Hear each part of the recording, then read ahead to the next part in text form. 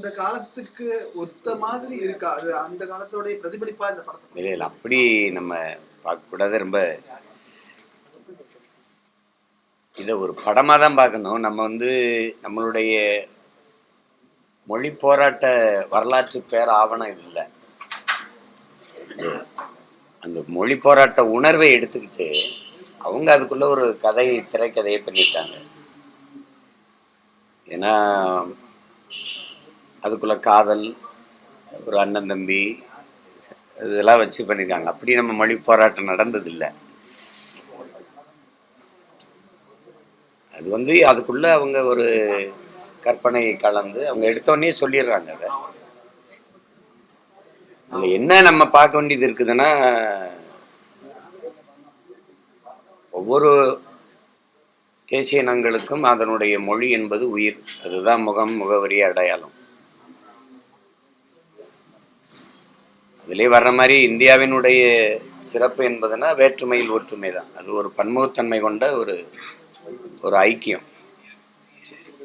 அப்போ இது பல மொழிவழி தேசிய இனங்களை கொண்ட ஒரு ஒன்றியம். இது இப்போ அதில் அவரவர் மொழி அவரவருக்கு முக்கியம். அதில் ஒரே ஒரு மொழியை கற்றாகணுங்கிற கட்டாயம்ங்கிறது அது யாராலும் ஏற்க முடியாதுங்கிறத அந்த உணர்வில் தான் நம்ம இந்த மண்ணில் நம்முடைய மொழி போராட்டம் வெடித்தது.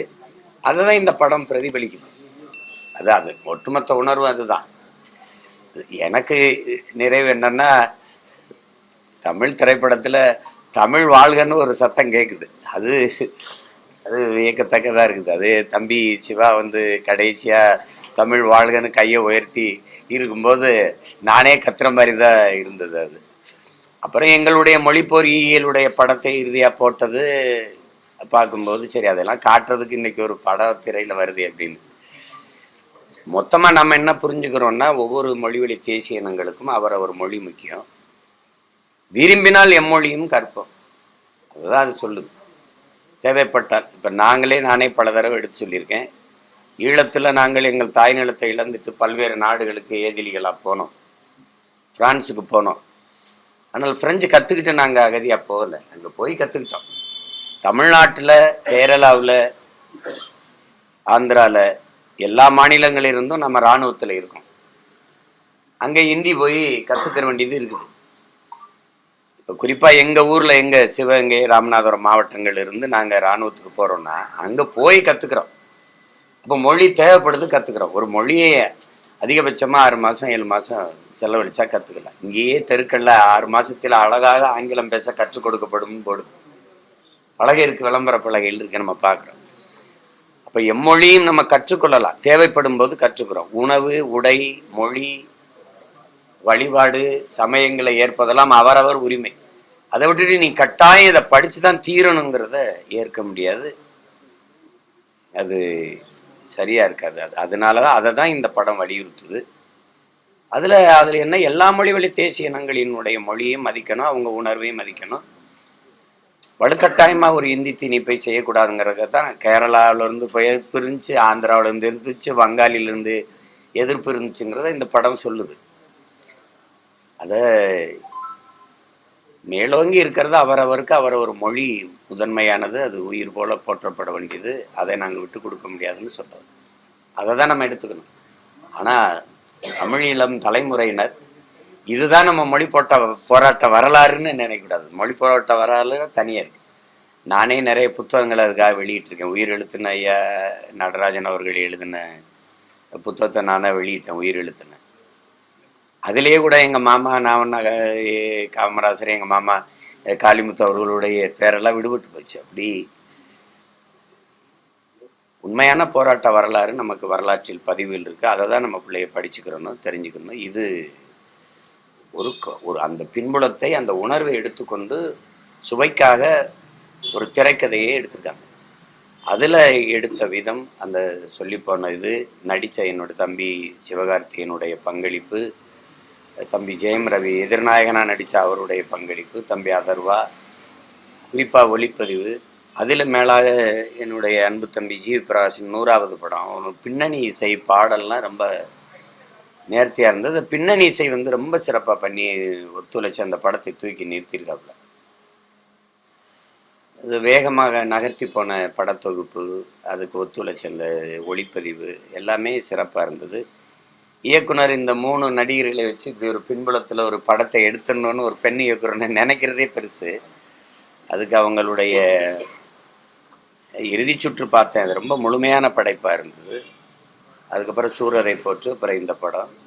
இது ஒரு பெரிய முயற்சி. எளிதாக யாரும் இந்த இதை தொற்ற முடியாது. இது பிரச்சனைக்கு வரும். ஏன்னா உண்மையான மொழி போராட்டத்தை எடுத்தால் திரைக்கு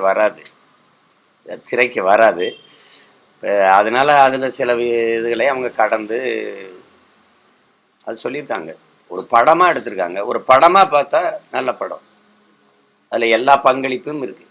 சிறந்த ஒளிப்பதிவு இருக்குது, இசை இருக்குது, நடிப்பு இருக்குது. அதெல்லாம் பார்க்கும்போது அது சிறந்த படம். ஆனால் இதுதான் நம்ம மொழி போராட்ட வரலாறுன்னு நினச்சிக்கிட்டு அதை போட்டு நம்ம பேசிக்கிட்டு இருக்க வேண்டியது இல்லை. அதுதான் என்னுடைய கருத்து. அதில் மிகச்சிறப்பாக நடிச்சிருக்க என்னுடைய தம்பி சிவகார்த்திகேயன், தம்பி ரவி, அதர்வா எல்லாருக்கும் என்னுடைய பாராட்டுக்கள். இயக்குனருக்கு என்னுடைய வாழ்த்துக்கள். ஏன்னா இது ஒரு பிரச்சனையான களம். இதை போய் தொடுவோம்னு ஒரு பெண் இயக்குனர் தொட்டு அதை செஞ்சுருக்கிறது பாராட்டுக்குரியது தான். அதை போய் நம்ம இந்த படத்தை படமாக பார்த்துட்டு வந்துடுங்க, இதுதான் நம்ம மொழி போராட்ட வரலாறுன்னு நினச்சிக்கிட்டு அதை ஒப்பிட்டுக்கிட்டு இருக்காது. அவ்வளோதான் என்னுடைய வேண்டுகோள். அதை இதை தயாரித்த தம்பி ஆகாஷ் பாஸ்கருக்கு என்னுடைய அன்பும் வாழ்த்துக்கணும். ஏன்னா எடுக்கணும்னு நினைக்கணும்.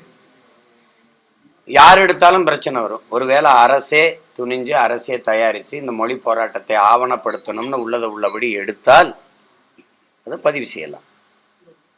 அந்த ஜனநாயகம் நம்ம நாட்டில் இல்லை. ஜனநாயகன் என்ன பாடுபடுதுன்னு நீங்கள் பார்க்குறீங்க.